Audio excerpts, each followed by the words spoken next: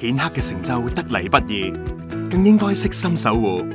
寶城信守明天多元貨幣保險計劃提供高潛在回報，為家族財富奠定堅實根基，仲幫你佈局全球，靈活將豐盛財富跨代傳承，令佢哋嘅世界放大，實現光輝願景。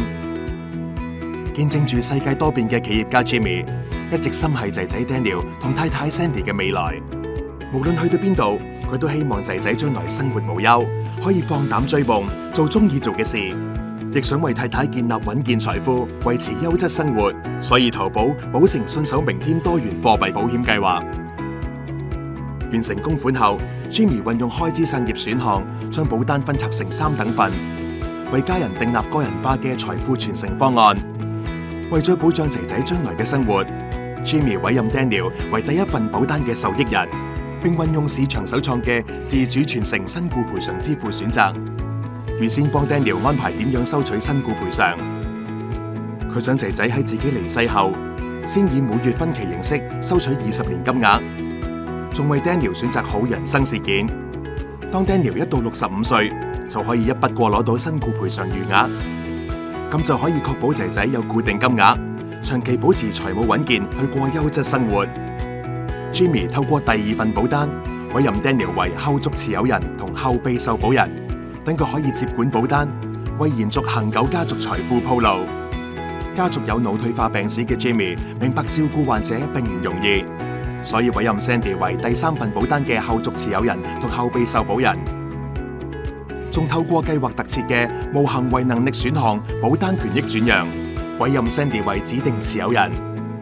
當 Jimmy 無行為能力時，太太都可以接管保單，為家人建立安全網。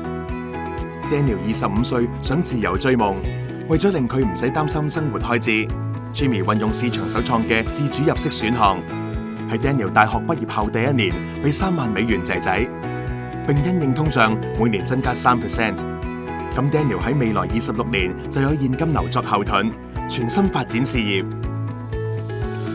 71歲時 ，Jimmy 因腦退化症而失去行為能力 ，Sandy 成為保單新持有人。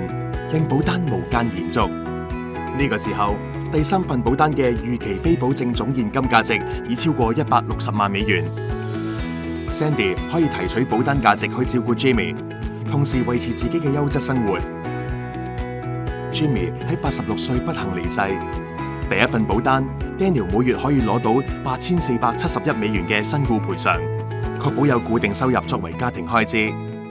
15年後，Daniel 達到65歲嘅指定人生事件，連埋累積利息，可以一筆過攞到剩低嘅身故賠償。透過自主傳承，15年嚟一共得到約220萬美元，加埋之前自主入息選項得到嘅收入，保單回報約為已繳總保費嘅2.8倍。同時 ，Daniel 接管第2份保單，令財富繼續無間增長。而 Daniel 亦明白爸爸想將家族財富世代傳承。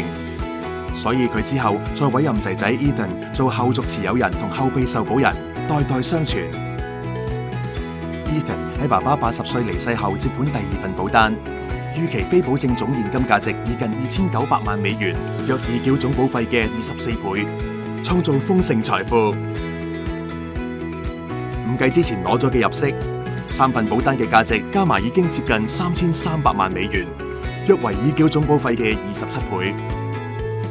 用心聆聽，守護傳承，寶城信守明天多元貨幣保險計劃，幫你靈活傳承豐盛財富，成就家族世代繁盛。